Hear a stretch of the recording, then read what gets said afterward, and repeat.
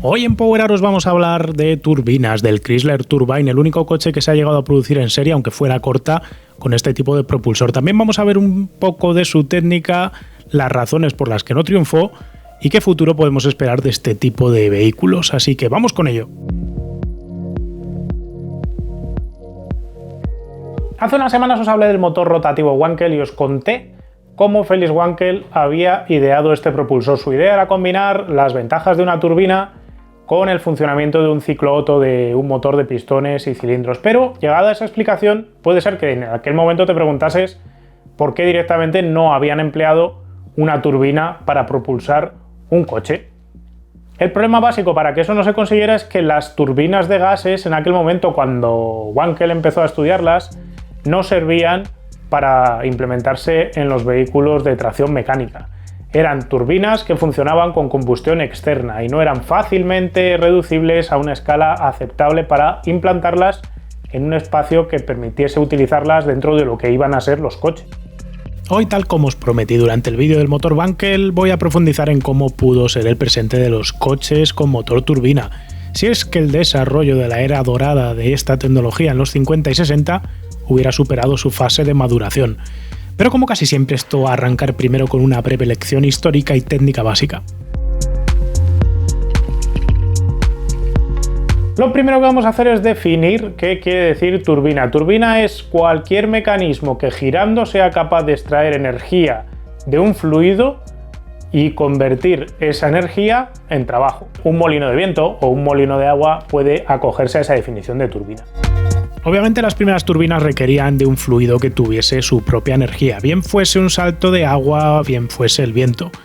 El gran paso evolutivo llegaría de crear nuestra propia energía para mover dichas turbinas.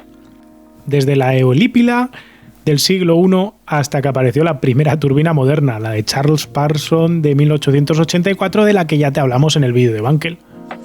La turbina de Parsons aprovechaba la energía del vapor para generar trabajo. Por eso venía muy bien para mover barcos, por eso venía muy bien para generar también electricidad, pero al mismo tiempo tenía un problema, y es que siendo más sencilla, más pequeña, más compacta que una máquina de vapor tradicional, también tenía, como esta, la combustión externa. Y esto lo hacía que fuera muy compleja para utilizarla dentro de un vehículo.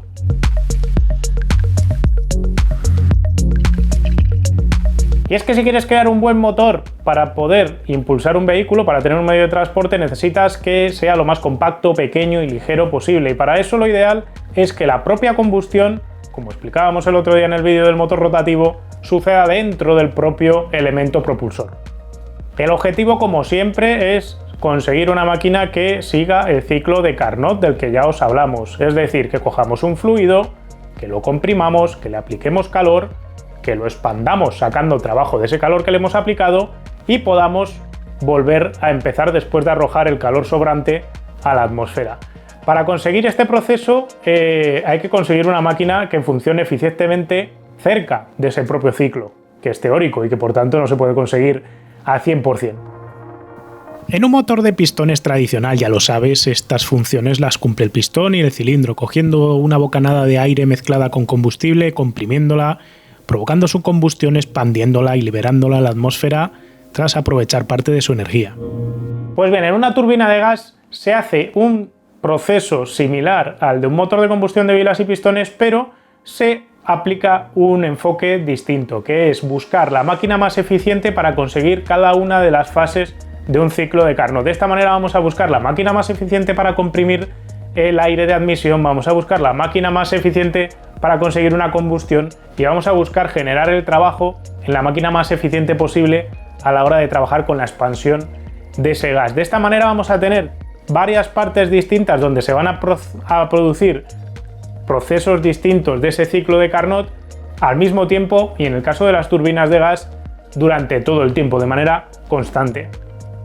Esto va en contra de lo que se hace en los motores tradicionales, sea un Wankel o sea uno de pistones, que es generar todas las fases del ciclo de Carnot o uno similar, como puede ser el ciclo Otto, dentro de una misma cámara para tratar de conseguir que eso sea lo más compacto posible, lo más pequeño posible.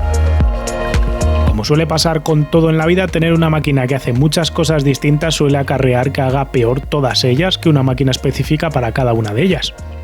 Pero claro, tener una máquina concreta para cada tarea hace que todo ocupe más espacio. Por eso es tan tradicional tener una batidora que también es picadora, amasadora en la cocina, ¿no? Este enfoque de cumplir cada una de las fases del ciclo de Carnot de manera separada y poder conseguir trabajo de ello da lugar a lo que se conoce como ciclo de Brighton, ideado por Josh Brighton en 1872. Lo que hizo Brighton, prácticamente al mismo tiempo que se estaban desarrollando los motores de ciclo Otto, fue crear una máquina donde en un cilindro, porque esta máquina original de Brighton, del ciclo Brighton, era una máquina con pistones, cilindros y estas cosas, tenía un cilindro donde se generaba una compresión, una cámara de combustión donde se generaba la combustión y otro cilindro para hacer el trabajo de expansión, que en un motor de ciclo Otto tradicional sucede todo dentro del mismo espacio. Pues en la máquina de Brighton tenía dos pistones separados y una cámara de combustión también separada de esos dos cilindros donde sucedían los diversos procesos de su ciclo. Bueno, pues vamos a ir con un par de gráficas de esas que tanto me gustan para comparar los ciclos de Otto y de Brighton. Vamos a empezar aquí con una gráfica presión-volumen. Ahí tenemos el volumen y aquí tenemos la presión. Primero para el ciclo Otto.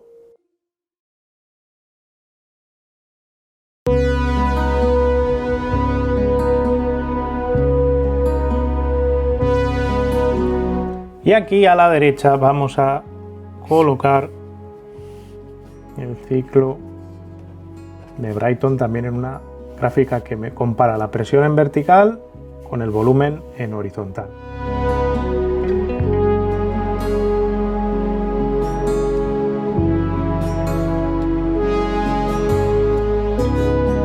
Si recordamos por un momento el ciclo Otto este de aquí, sabemos que tenemos el punto A donde empieza todo, tenemos una compresión en esta zona.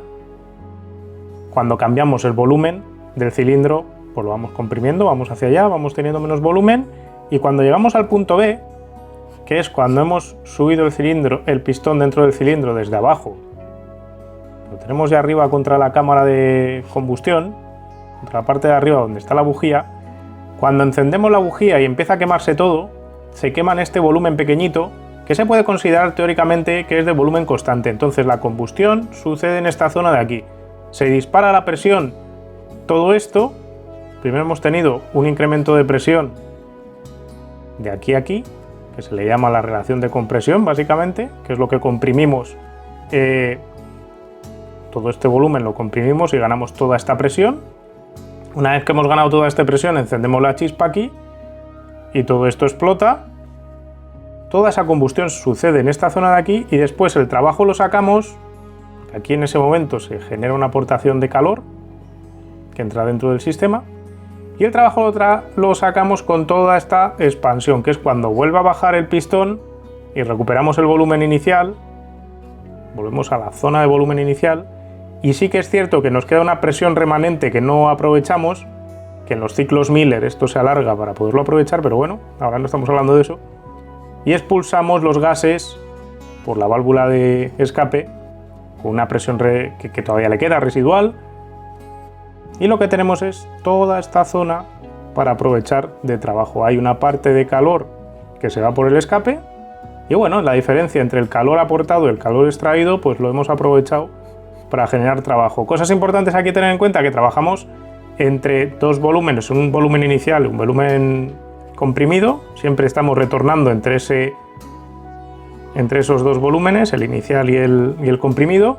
Estamos todo el rato trabajando entre esos dos y tenemos varios puntos de presión. Tenemos primero la presión inicial, que sería la atmosférica. Tenemos una relación de compresión hasta alcanzar esa presión una vez que ya hemos comprimido al volumen 1. Luego tenemos una combustión que nos dispara la presión y luego trabajamos con esa presión hasta que bajamos a otra presión, que es la de la válvula de escape, diríamos, la presión de salida. ¿Qué diferencia tiene el ciclo Brighton? El ciclo Brighton es distinto porque en lugar de tener la combustión, esta zona de aquí, a volumen constante, a este volumen 1, y a presión variable, porque se va generando más presión, que es con la que vamos a trabajar, la idea de Brighton es empezar con un volumen, comprimir, empezamos con este volumen, comprimimos hasta el nuevo volumen, veis que va incrementándose también la presión, como en el caso de el motor Otto, tenemos aquí una relación de compresión, que en este caso para hacer la equivalencia sería la misma, Y luego la zona de combustión del punto B al punto C, que antes la teníamos con un incremento de presión, aquí tenemos la combustión a presión constante, si os fijáis. A esta presión, habíamos empezado en una presión 0, pues ahora tenemos una presión 1 y tenemos esto aquí, es donde estamos teniendo el aporte de calor al sistema. Luego trabajamos una expansión y aquí lo que sucede es que tenemos un volumen nuevo. Tenemos que volver al volumen inicial y volver a empezar el ciclo. El trabajo que resulta, tenemos aquí, obviamente perdemos calor también por el polo de escape. Y aquí resultan varias cosas curiosas. Si la relación de compresión de los dos motores es igual, los dos motores son igual de eficientes. ¿Cuál es la gran diferencia entre los dos motores? Que el motor de Brayton tiene la combustión a presión constante y el motor de Otto no. ¿Cómo consigue eso el ciclo de Brayton? Bueno, el ciclo de Brayton, en lugar de tener un único pistón que hace todas las tareas, que hace todos los trabajos, el ciclo de Brayton original trabajaba con 2 cilindros y 2 pistones. Un primer cilindro hacía el trabajo de compresión, comprimía todo esto hasta alcanzar la P1.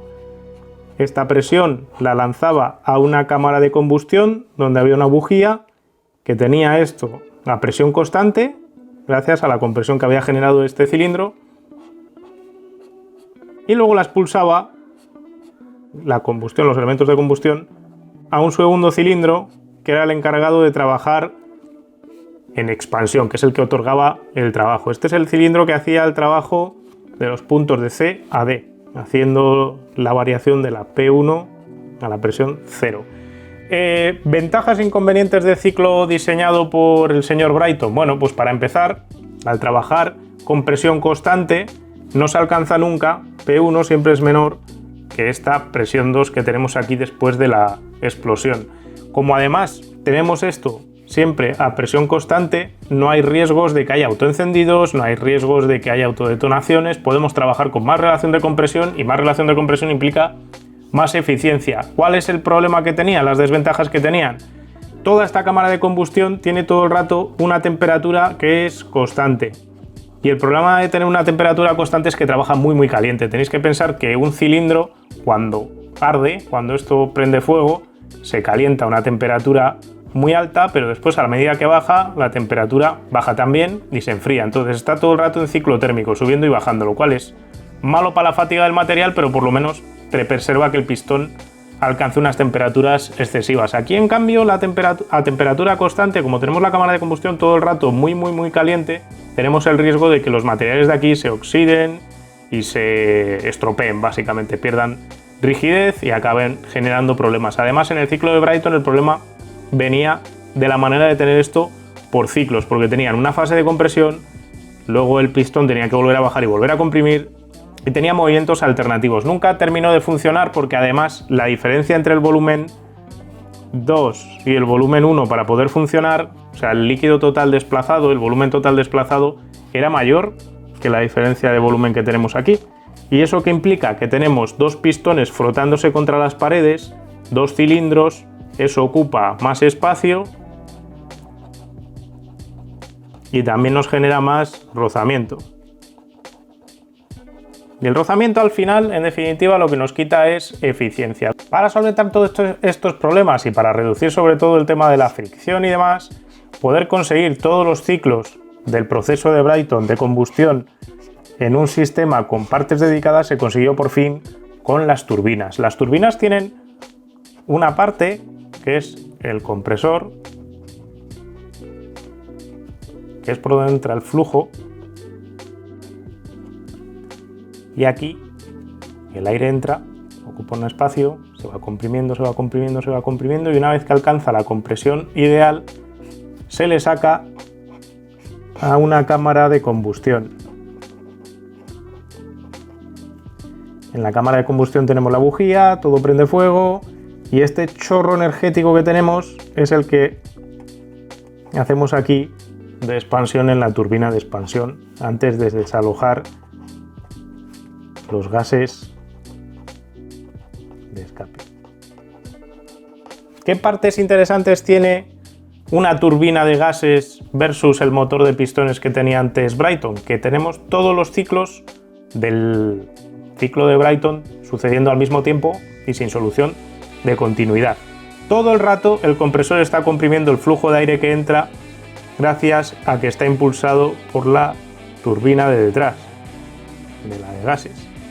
La turbina de gases está trabajando en expansión todo el rato también, y como todo el rato tenemos un flujo perpetuo de aire comprimido, todo el rato está teniendo y sucediendo la combustión, y todo el rato tenemos a la turbina de gases funcionando. Tenemos menos fricción,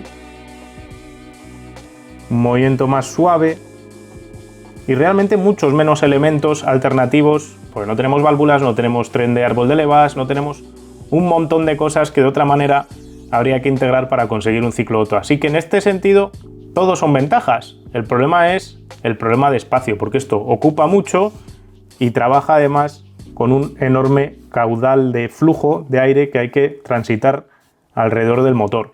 Además tiene otra ventaja, y es la de la eficiencia. Podemos conseguir mucha eficiencia si la temperatura de los gases de escape, que aquí es todavía bastante alta, la podemos reaprovechar instalando un intercambiador de calor que nos permita meter parte del calor de esta turbina al aire que tenemos justo antes del combustor, de la cámara de combustión, y de esta manera aprovechamos la temperatura de los gases de escape para precalentar y conseguir mejor combustión y más salto de temperatura desde este punto hasta este punto, al del aire ambiental, y eso hace que la turbina sea mucho más eficiente a efectos igualitarios para conseguir una potencia determinada que un motor de ciclo Otto tradicional.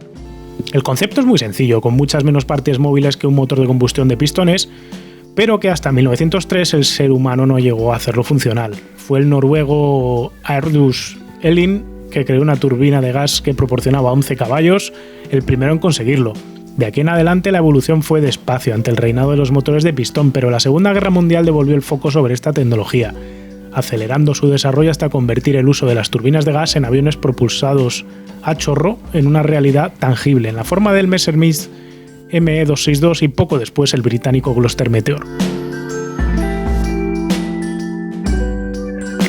Y en todo este embrollo del desarrollo de las turbinas de gas, Chrysler se involucra a partir de 1944. Desde 1933 la compañía tenía un departamento de I+D dedicado a proyectos de innovación, investigación y todo lo demás, que servía muchísimo al gobierno de los Estados Unidos, al Departamento de Defensa, para cumplir proyectos donde se involucraban las tres grandes fabricantes de automóviles de aquel momento para el esfuerzo de guerra del ejército estadounidense. De esta manera, en 1940 recibían la petición de crear un nuevo motor de pistones con el que equipar aviones de combate. Este nuevo motor de pistones, conocido como XI-2220, este propulsor sería un 16 cilindros de V invertida, es decir, los cilindros mirando para abajo, y sería el primer propulsor de cámara hemisférica desarrollado por el departamento de I+D de Chrysler. Este mismo propulsor, de hecho, este sistema de cámara hemisférica sería el que predataría al bloque Hemi, al mítico motor de Chrysler que probamos no hace tanto en el Dodge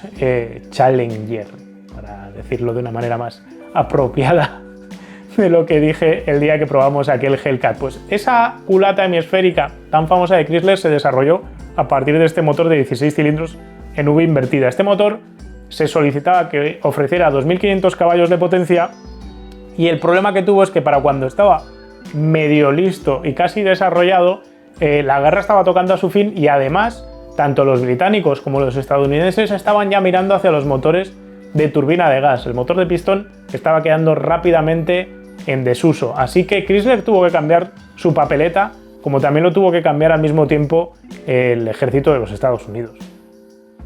De ese cambio saldría la necesidad de crear un motor de turbina, y este motor de turbina sería el que iniciaría toda la historia de lo que vamos a contaros a partir de ahora. Así, para 1944 se cambiaron las prioridades y se lanzó el proyecto A86 con el objetivo de crear una turbina de aproximadamente 1000 caballos con un compresor de relación 3:1. El proyecto evolucionaría los años siguientes, cambiando la denominación a XT36D2, integrando además un sistema de regeneración. La regeneración, como os contaba antes, consiste en aprovechar el calor de los gases de escape para calentar los de admisión, con el objetivo de mejorar la eficiencia del motor. El diseño final de la turbina de Chrysler tenía un único compresor axial Después tenía una zona donde los gases ya comprimidos se calentaban con parte de los gases de escape, que calentaban una serie de tubos huecos, donde se transfería calor desde la zona del escape para mejorar la eficiencia en la cámara de combustión. A diferencia de los motores de pistones tradicionales, donde tenemos los intercooles para refrigerar el aire de admisión y maximizar, una vez que hemos comprimido el aire, la cantidad de oxígeno que podemos quemar, aquí en estos motores que funcionan a presión constante, como hemos visto en el ciclo Brayton, como tienes la misma presión que no la pierdes por cambiar el aire por más caliente o más frío y la densidad tampoco la varías, te interesa recalentarlo, porque si precalientas el aire vas a conseguir unos gases de escape una vez que generes la combustión también más calientes, y cuanta más diferencia de temperatura tengas entre la cámara de combustión y la atmósfera, más energía le puedes sacar a los gases y más eficiente es ese motor, o sea que tienes la misma potencia quemando menos combustible. Más allá de eso, el motor tenía dos turbinas de generación, una que servía para impulsar el compresor axial y otra que era la que entregaba la potencia en dos etapas a las hélices del avión para el que estaba diseñado. El gobierno, para 1946, el gobierno estadounidense cambió las especificaciones deseadas y pasó de pedirles un motor de 1000 caballos a pedirles uno de 3800 caballos. Esta nueva turbina lo que necesitaba era más salto de temperatura y que fuera más grande, básicamente para comprimir más aire y tener más flujo de gases a través de la misma. Para incrementar la potencia, Chrysler diseñó el motor para funcionar a mayor temperatura, hasta llegar a los 1300 grados a la salida de la cámara de combustión. Pero para 1949 el gobierno estadounidense cortó el grifo. Se fabricaron varios motores prototipo y se testaron, pero la Segunda Guerra Mundial acababa y el foco estaba puesto en los motores a reacción. Se decidió por ello dar por concluido el proyecto y también los recursos económicos. Todo el departamento de I+D de Chrysler no iba a tirar la papeleta de todo lo que habían aprendido durante el desarrollo de este motor de turbina. Así que George Hebner, el jefe de investigación y desarrollo de la compañía, rápidamente fue al consejo de administración justo en ese 1949, cuando se había cancelado el proyecto, y les dijo: mira, tenemos aquí 70 personas en I+D que saben muchísimo de turbinas y creo sinceramente que podemos aplicar todos estos conocimientos para crear el primer coche con motor de turbina de producción en masa que va a ver el mundo. Y Chrysler directamente vio que esto podía funcionar, porque en aquel momento el consumidor medio estadounidense estaba realmente atraído por la idea de los aviones. Los aviones eran lo máximo en aquel momento, los aviones especialmente a reacción, pero sobre todo lo que tuviera que ver con motores de turbina molaban. Los coches empezaban a integrar formas, aletas, salidas de aire que recordaban a los aviones a reacción, y en Chrysler se veía que tanto a nivel técnico como teórico, como económico, como también a nivel de marketing podía tener sentido intentar hacer un coche con un motor turbina. Una turbina, al menos en teoría, ofrecía ventajas respecto a un motor de pistones tradicional. Tiene menos partes móviles, tiene una vida útil más larga, no vibra, no tiene refrigerante, no hay que cambiarle el aceite, funciona en todo tipo de condiciones climáticas, a igualdad de potencia es menos pesada que un motor de pistones, bien diseñada, debería ser menos costosa a igualdad de potencia también que un motor de pistones, al menos en el frente de la mano de obra a la hora de ensamblarla. Ofrece también calefacción instantánea para los pasajeros desde el momento del arranque. Pero al mismo tiempo había problemas complicados derivados de su propia naturaleza. Cuanto más pequeña es una turbina de gas, más rápido tiene que girar para conseguir la potencia deseada. Esto que hace que para una potencia determinada sea mejor una turbina algo más grande que una realmente pequeña. Hay que emplear materiales exóticos también para construir sus elementos, ya que, tal y como comentábamos antes, a pesar de tener una temperatura absoluta que es menor que la de un motor de pistones, lo cierto es que sus elementos que están en la zona de expansión están expuestos constantemente a esa temperatura máxima, en vez de estar pasando por un ciclo de calentamiento y enfriamiento como sucede en un motor de pistones. Tiene dos problemas intrínsecos además por diseño. No se puede ofrecer retención como un motor de combustión y tiene menos capacidad para cambiar rápidamente la potencia ofrecida en base a cambios de carga en el motor. El consumo de combustible específico para una aplicación pequeña puede ser más elevado también que un motor de pistones. Todo este cuadrante de problemas, ventajas y también de inconvenientes no desanimó a Hebner, porque venía de desarrollar ya un motor desde la nada prácticamente para el ejército de los Estados Unidos, y sabía que si tenía suficiente inversión podía evolucionar hasta un motor que fuera totalmente viable para instalarlo dentro del capó de un motor. Así que recibe el presupuesto a partir de 1950 para empezar a trabajar en convertir ese sueño, esa idea, en una realidad y no va a partir de cero, va a partir del motor que ya tenían desarrollado a nivel militar, solo que escalándolo hacia abajo porque ya no tenía que ser un motor de 3.800 caballos, obviamente. Chrysler no era la única firma automovilística en estar pensando en esta idea. En paralelo y al mismo tiempo, Robert tenía en desarrollo el Jet One, Fiat estaba creando el Turbina, bajo la dirección de Dante Giacosa, y General Motors estaba trabajando en el Firebird conceptual. De hecho, Robert sería la primera compañía en presentar un coche con motor turbina en la forma del citado Jet One en 1950. La gran diferencia con el programa de Chrysler se basó en dos aspectos clave. El primero, el conocimiento técnico adquirido por años de desarrollo del motor turbopropulsor para aviación. Y la segunda, una apuesta económica que realmente buscaba un motor fabricable, a gran escala y vendible ya desde el primer minuto, mientras las apuestas de General Motors o Fiat eran experimentales y sobre todo publicitarias.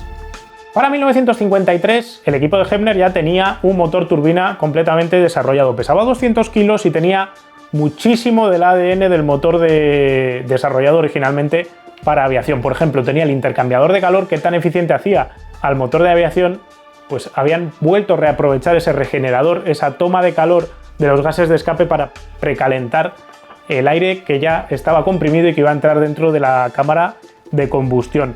Con esos 200 kilos que pesaba ofrecía 100 caballos de potencia, que no era ninguna maravilla, pero era más ligero que un motor de pistones equivalente. Tenía muy pocos elementos móviles y además era capaz de regenerar energía del escape, lo cual le permitía ese sistema que os acabo de comentar del tema de la aviación reducir un 70% su consumo respecto a un motor de turbina sin regenerador.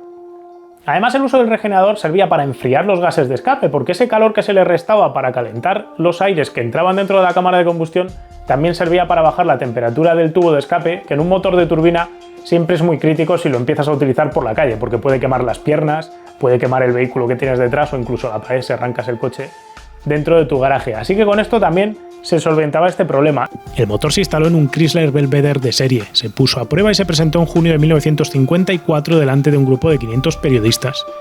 El impacto fue mayúsculo y Hepner supo aprovechar el tirón de la promoción para garantizar más recursos de dirección para su proyecto. En 1955 el motor se cambió a un Plymouth y el equipo estuvo rodando con él en las calles de Detroit, aprendiendo todo sobre su uso y problemáticas. En 1956 Hepner fue un paso más allá, instalando el motor en un Plymouth nuevo de 4 puertas y emprendiendo un viaje de costa a costa de Estados Unidos de prácticamente 5.000 kilómetros con esa mecánica. El viaje resultó un éxito, con un consumo medio de 18 litros a los 100, podríamos decir que eso sí que fue un problema, pero el impacto mediático y el hecho de que el coche no ofreciese ni un solo problema técnico grave sirvieron para que la turbina siguiese evolucionando. Dos lecciones importantes se sacaron de ese viaje tan largo. El primero es que había que mejorar el tacto y la respuesta al acelerador en cambios de aceleración a coasting, a retención, porque el motor no era tan rápido de respuesta como un motor de pistones tradicionales. El otro aspecto que había que mejorar era el de consumo. Y además a nivel económico Chrysler se dio cuenta de que no podía fabricar las turbinas como se fabricaban las de aviación. Las de aviación normalmente se coge un rodete y se van instalando los álabes uno a uno que se fabrican de manera individual y eso es prohibitivamente caro para un motor de combustión tradicional en un coche de gran serie donde tiene que ser muchísimo más barato de fabricar y con mucha menos mano de obra. Así que lo que consiguió Chrysler para la siguiente generación del motor fue crear un rodete que tenía los álabes ya preconcebidos en el propio proceso de fundición de la pieza, todo fabricado en un material tremendamente resistente a las altas temperaturas, un acero inoxidable que aguantaba muy bien y al mismo tiempo era barato, entre comillas, de fabricar. Se optimizaron tanto el diseño de la cámara de combustión como el del regenerador. Unidos estos dos aspectos, era capaz el motor de reducir su consumo hasta los 12 litros a los 100, al mismo tiempo que, como funcionaba con una combustión más caliente, con más diferencia de temperatura, la potencia subía hasta los 200 caballos. Un motor V8 de aquella época de 200 caballos, típico tradicional estadounidense, gastaba bastante más que 12 litros a los 100, así que Chrysler tenía, a su juicio, el problema del consumo solventado.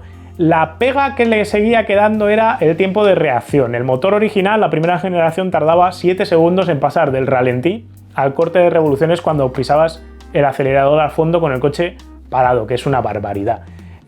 Para esta nueva generación, para esta segunda entrega, el motor era capaz de hacerlo en poco más de 3 segundos, que estaba bien, pero que seguía sin ser el tiempo de respuesta tradicional de un motor de pistones. Chrysler siguió con la misma campaña de sacar el coche a pasear, de llevarlo en viajes largos en Estados Unidos para seguir consiguiendo promoción y seguir hablando de lo que estaba por venir, de los coches con motor turbina. La tercera versión iba a ser la más importante de todas las que han existido de motores de turbina para coches, ya que sería la más producida, al menos hasta día de hoy. Para ello se modificaron varios aspectos clave. El primero fue integrar 2 regeneradores en lugar de uno, mejorando todavía más la eficiencia térmica del propulsor. Ahora el motor tenía menos potencia, 130 caballos, pero ofrecía un consumo inferior al un V8 de 130 caballos estadounidense de la época, con la ventaja además de poder funcionar casi con cualquier combustible, de gasóleo a queroseno, pasando por alcohol o incluso tequila. Curiosamente, la gasolina con plomo dañaba la turbina y no debería de usarse. El otro punto clave del motor era el uso de una tobera de paso variable previa a la turbina. Esta tobera cambiaba el ángulo de ataque de los gases sobre la turbina, lo que permitía una respuesta mucho más inmediata del motor a los cambios de carga del acelerador por parte del conductor. Así el motor ahora era capaz de pasar del ralentí a máximas revoluciones en segundo y medio, pero lo más importante de todo es que era capaz de ofrecer retención cuando levantabas el pie del acelerador. Otra cosa curiosa que hay que comentar es que este grupo motopropulsor no necesitaba embrague o convertidor de par, ya que al estar desacoplado a la turbina asociada a las ruedas del generador de gases y compresor, con el motor al ralentí no se podía calar de ninguna manera la turbina. El par máximo además se podía ofrecer con el motor prácticamente parado, es decir, a 0 km por hora ya teníamos 575 Nm ofrecidos directamente a la caja de cambios, una cifra más que considerable para la época. La cuarta generación del propulsor se estrenó en el Plymouth Turbo Fury, en el Dodge Turbo Dark, con el que siguió Chrysler haciendo actividades de promoción, mostrando el coche, haciendo viajes largos y siguió haciendo pruebas para acumular kilómetros y seguir desarrollando el motor. Pero tenía que encontrar un destino final esta cuarta generación del propulsor, y ese destino final iba a ser el Chrysler Turbine. La expectación de la gente era brutal, la prensa no hacía más que preguntarle a Chrysler cuándo iban a poner en venta coches con motor turbina. Y este Chrysler Turbine iba a servir de lo que hoy conoceríamos como un enorme beta test, un test a escala nacional en Estados Unidos, acumulando un montón de probadores y un montón de kilómetros para saber si realmente un coche con motor turbina era aceptable por parte del consumidor final y qué problemas podía encontrar al tener un coche de estos en el día a día. Encargó a Buzz Enkel, diseñador que había trabajado antes en Ford y que ahora trabajaba para Chrysler, crear un coche desde cero con una estética única. Así nacería un coche destinado originalmente a llamarse Typhoon, pero finalmente bautizado sencillamente como Turbine. Chrysler quería producir 55 unidades en serie corta de este diseño y establecer un estudio de mercado a gran escala. El objetivo era ceder libre de cargo el coche a una serie de estadounidenses de todo tipo de estrato social, con la idea de obtener información de las pegas y ventajas que veían al coche, generando así además un enorme feedback para aplicarlo a posteriores desarrollos. En 1962 Chrysler anunció el programa de pruebas que iba a tener con el Chrysler Turbine. Recibió, sin pedirlo, más de 25.000 cartas de interesados que querían formar parte de este test a gran escala, y de ellos seleccionaron a poco más de 200 personas que representaban el grueso de estadounidenses que existía en aquel momento. Tenían desde universitarios a empresarios, de gente pudiente a gente más convencional de la clase media. Lo que buscaba con eso Chrysler era cubrir el mayor espectro posible de clientes potenciales que pudieran utilizar un coche turbina y con ello ganar un montón de conocimiento, tanto de su coche como de la percepción del cliente final, para saber si era viable poner a la venta un coche de este tipo y por qué precio se podía poner, qué problemas iban a encontrar en el día a día. Con una producción de solo 55 unidades, Chrysler decidió encargar al carrocero italiano Ghia la producción de las carrocerías, ya que era su socio habitual para prototipos y coches de salón. Ghia envió las carrocerías a Estados Unidos, pero Chrysler decidió no pagar una tasa de importación total por ellas, sino una parcial, con la idea de no comercializar nunca estos coches, sino destruirlos tras el test, para reducir el coste total del proyecto. Hubo un montón de problemas cuando llegaron las carrocerías. Ghia, al más puro estilo del carrocero italiano, interpretó el diseño de Engel. En vez de hacerlo tal cual se lo habían explicado, tal cual lo tenían en los planos, empezó a jugar con las proporciones, a cambiar pequeños detalles, y eso enfureció a la gente de Chrysler, que les había dado un trabajo concreto para que no anduvieran jugando con ello. Además, cada carrocería de las 55 entregadas que llegaron al puerto era distinta entre sí, porque estaban hechos los coches a mano y no valía el mismo capó de uno para otro. Los recambios no eran los mismos porque los coches tenían pequeñas diferencias de milímetros, si no es el caso de centímetros directamente. Además, la calidad del acabado tampoco estaba al nivel de lo que Chrysler quería, porque Chrysler, a diferencia de un show car que luego lo afinan y lo enseñan en una muestra y ya está, y lo van a tener de consumo interno con estos coches, iba a arriesgarse mucho más porque se lo iba a dar a clientes finales que iban a probar el coche y no querían que un coche mal acabado les hiciera daño a nivel de reputación. La primera entrega de un coche fue prácticamente inmediata. En 1963 se buscó al primero de esas 203 personas que iban a servir de beta testers de este coche y se le dejaba el coche. El proceso era muy sencillo, se le dejaba el coche en su casa, se le explicaba cómo funcionaba y una vez que se le había explicado durante 3 meses podían utilizar el coche para lo que les diera la gana, para su día a día. A los 3 meses volvería a Chrysler, recogería el coche y se lo daría al siguiente probador. El usuario que lo había tenido 3 meses se comprometía a hacer una enorme lista de feedback sobre qué le había parecido el coche, para qué lo había utilizado, qué problemas había encontrado y al mismo tiempo esto le servía de campaña inversa de promoción a Chrysler porque cuando un vecino se compraba un coche, le dejaban un coche de estos y lo tenía durante 3 meses, era el polo de atención del barrio, todo el mundo iba a verle, quería montarse en el coche, les daban paseos y eso servía para empujar la imagen de marca. El programa resultaría todo un éxito mediático con enormes cantidades de publicidad gratuita. Gratuita en el sentido de la cobertura, porque obviamente fabricar las 55 unidades y ponerlas a rodar en la calle había costado un dineral. Se estima que cada una de las unidades del Turbine costó a Chrysler el equivalente a unos 400.000 euros actuales. El Turbine contaba con 130 caballos, como explicábamos antes, una carrocería coupé de 2 puertas, 4 plazas, un color marrón característico, un interior espectacular, elevalunas eléctricos, dirección asistida. 5 unidades no fueron cedidas a usuarios y se emplearon para labores de promoción, incluyendo una ruta global de viajes que trajo el coche hasta España, donde Franco lo recibió acompañado de Eduardo Barreiros, y es que en esa época Chrysler ya había comprado un buen pedazo de Barreiros diésel. En 1966, tras 3 años de prueba, se dio por concluido el programa, acumulando, atención, 1,6 millones de kilómetros recorridos entre las 50 unidades que estuvieron circulando por Estados Unidos adelante.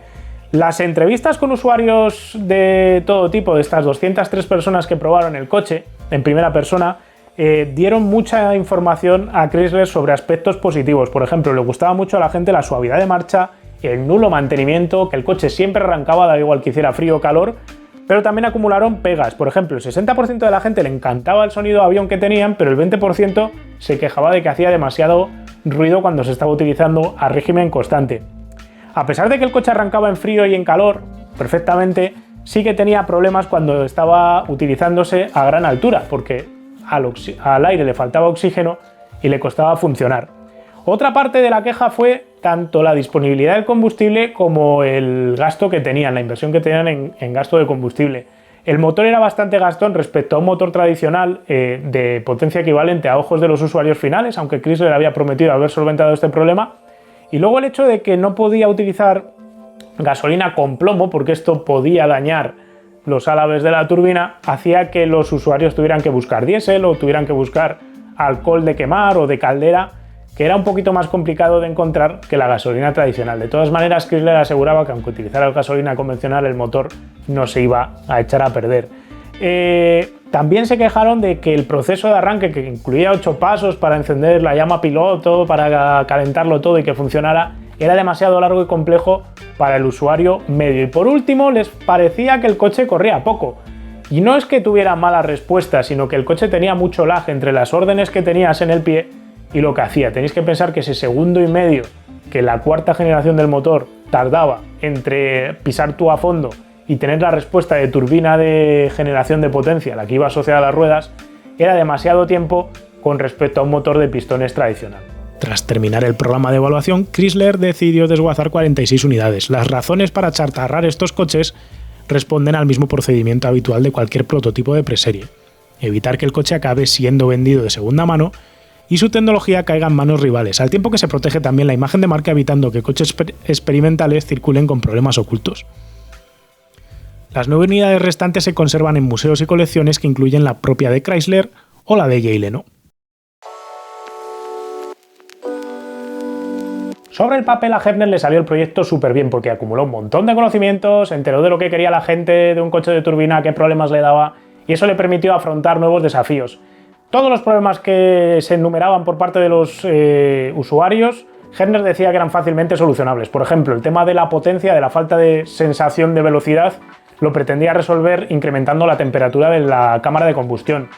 La llegada de nuevos materiales como el Inconel, nuevos aceros inoxidables a la turbina de expansión, permitía al motor funcionar hasta 1400 grados, y esos 1400 grados permitían tener 200 grados extra de temperatura respecto a la generación anterior de la turbina, y eso ofrecía más potencia, mejor respuesta al acelerador y también, importante, una mejora sensible de consumo específico, porque cuando incrementas la temperatura también funciona mejor el regenerador de calor, con lo que se reducía un 20 o un 30% el consumo específico del motor, solventando de esta manera dos problemas rápidamente. La alternativa o el problema con el que Hepner no estaba trabajando en aquel momento era el hecho de que estaban trabajando muchísimo en un desarrollo muy calmado del proyecto, pero al mismo tiempo no tenían un plan de industrialización para el mismo.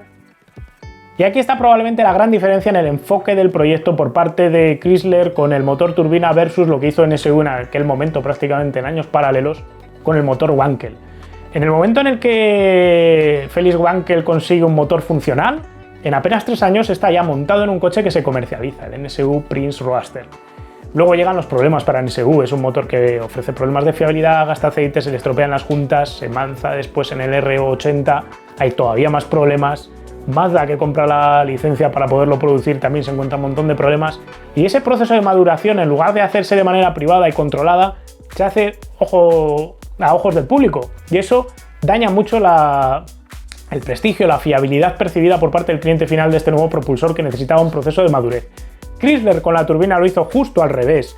Desde 1949-50 que se pone a trabajar hasta 1966 que se acaba el programa de pruebas del Chrysler Turbine, tenéis que pensar que son 16 años de desarrollo y todavía Hepner pedía al menos otros 10 años más de desarrollo para terminar de afinar el motor.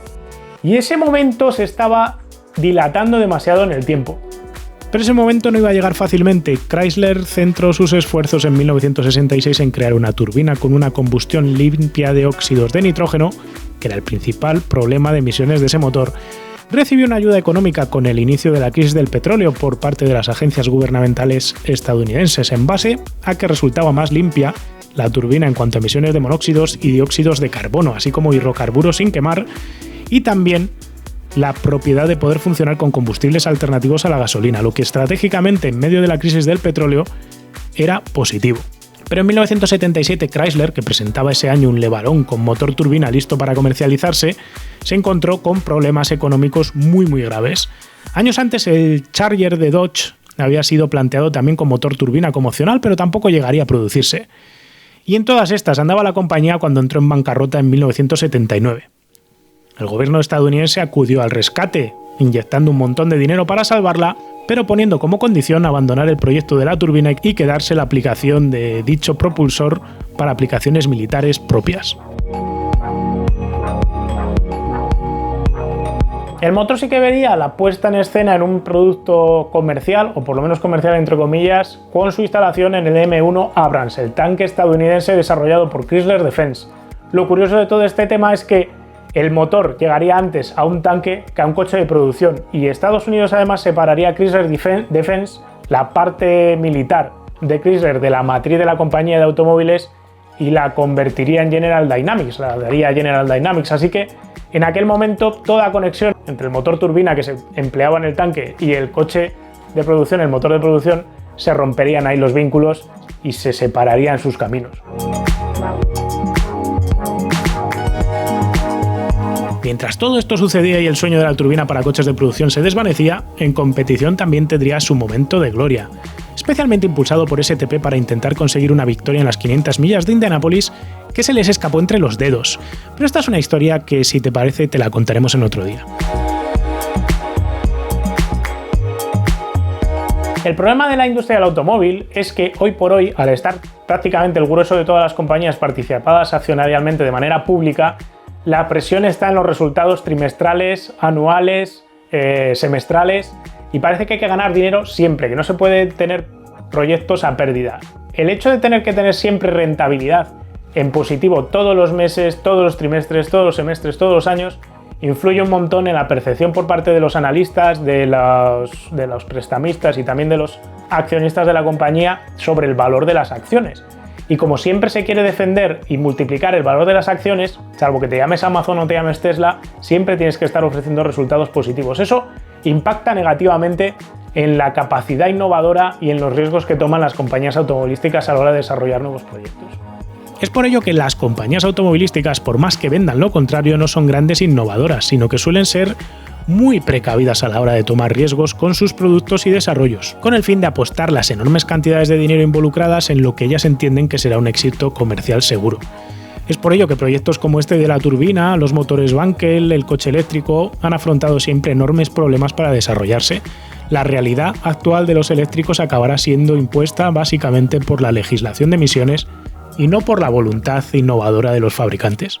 ¿Hay todavía espacio para las turbinas? Yo hace más de una década, cuando hice mi proyecto de fin de carrera, aposté porque sí, creé un coche eléctrico, diseñé un coche eléctrico sobre el papel porque no lo fabriqué realmente, y este coche eléctrico era un híbrido. Cuando no tenía suficiente energía en las baterías, que en este caso utilizaba una mezcla entre baterías y condensadores, lo que utilizaba era una microturbina de Honeywell para alimentar un generador y cargar las baterías. De esta manera tenía una solución efectiva, ligera, con pocas vibraciones para recargar un coche eléctrico que podía llegar prácticamente a cualquier sitio. Y no fui yo el único que pensó en esta solución.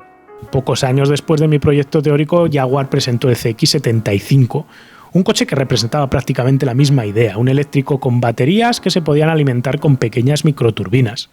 Este formato presenta enormes ventajas respecto a un generador eléctrico asociado a un motor de pistón, ya que, como va a suceder con el motor Wankel del MX-30 de Mazda, se ofrece la potencia deseada con un tamaño ultracompacto y sin vibraciones. El consumo específico con regeneración de una turbina de este estilo además es realmente reducido. Son limpias en combustión y pueden usar prácticamente cualquier combustible, ocupando y pesando muy poco. El gobierno británico apostó por ello con un programa de inversiones que desgraciadamente no llegó a buen puerto porque Jaguar Land Rover no consiguió, o al menos por el momento no ha logrado sacar, ningún producto que se pueda aprovechar de esta tecnología.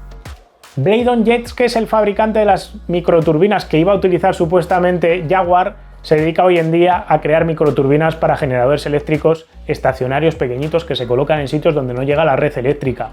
Para el Jaguar había propuesto una pequeña microturbina de 35 kilos de peso con 95 caballos de potencia. No se llegó a cristalizar, no se llegó a fabricar y de hecho Jaguar, antes de cancelar el proyecto del CX-75, que lo canceló en 2012, ya había pasado del uso de turbinas y había decidido que iba a utilizar un 4 cilindros de gasolina tradicional desarrollado por parte de Williams Engineering. Luego el proyecto se fue al colapso absoluto. En aquel momento, entre 2008 y 2012, la crisis económica pegaba muy fuerte y además Tata, que era la dueña de Jaguar, no quiso apostar mucho más por ese proyecto. ¿Queda esperanza para el futuro? Ya sabéis que yo soy un gran defensor de los eléctricos de autonomía extendida porque creo que en los próximos 20 años, salvo que haya un cambio de paradigma en el desarrollo de baterías o en el desarrollo de infraestructura de recarga de baterías, el futuro para viajes de larga distancia no va a estar en los eléctricos puros.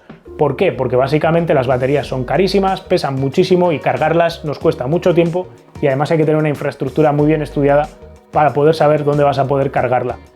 La solución del eléctrico de autonomía extendida es que lo puedas utilizar durante menos de 100 kilómetros en uso urbano tradicional, 20 kilovatios hora de batería debería ser suficiente para eso, y que luego puedas tener una unidad de potencia alimentada por combustible para los viajes largos, que son eventuales en la mayor parte de los casos, que no suceden todos los días, y que tengas esa posibilidad de recargar la batería. Siempre va a ser más ligero tener un generador eléctrico y más barato y más óptimo que llevar una batería enorme de la cual solo estás utilizando el 20% a diario. Así que es más lógico que ese sea el camino hasta que al menos, por lo menos, tengamos baterías sólidas que sean capaces de pesar mucho menos, ocupar mucho menos, cargarse mucho más rápido y ofrecer una autonomía mucho más sensata al tiempo que se actualiza la infraestructura. La cuestión es por qué camino van a querer optar los fabricantes a la hora de montar generadores de combustión para alimentar esas baterías. ePower, en el caso de Nissan, está utilizando motores de pistones. Mazda está apostando en el MX-30 por montar un motor Wankel porque considera que es más pequeño, es más ligero, vibra menos y hace menos ruido. Y el tema de las turbinas parece una buena solución alternativa. El gran problema que tienen es que no hay desarrollo de campo real. No ha habido nadie, quitando este experimento de Jaguar, que haya cogido una microturbina y haya hecho un estudio profundo de cómo asociarla a un generador y montarla en un vehículo para ver si realmente ofrece las ventajas que en teoría se le suponen, que es más silencio, más finura, cero mantenimiento. Pensad que un motor en un generador eléctrico de este tipo, en un coche eléctrico de autonomía extendida, el hecho de no tener mantenimiento es muy importante porque se va a encender 4 o 5 veces al año y no sería conveniente que fuera un motor que ofreciese muchas pegas por encenderse tan pocas veces al año. Yo creo que pueden tener un recorrido, me gustaría analizarlas, estudiarlas, investigarlas y tener un prototipo de pruebas para ver si eso realmente puede tener un recorrido positivo, pero me temo que las marcas de coches van a ir pues, a lo de siempre, a lo que tengan más a mano, a lo que tengan más seguro, que van a ser los motores ya conocidos por su parte de pistones, que los tienen mucho más por la mano y que además luego su red comercial está mucho más habituada a ellos. En fin, espero que os haya gustado esta historia de turbinas y coches. Ya haremos un vídeo de coches de carreras con motores de turbina más adelante. Entre tanto, pasad buen fin de, cuidaros mucho, dejadme dudas de turbinas si tenéis acopladas a coches abajo en los comentarios y nos vemos pronto con otro vídeo. Un saludo.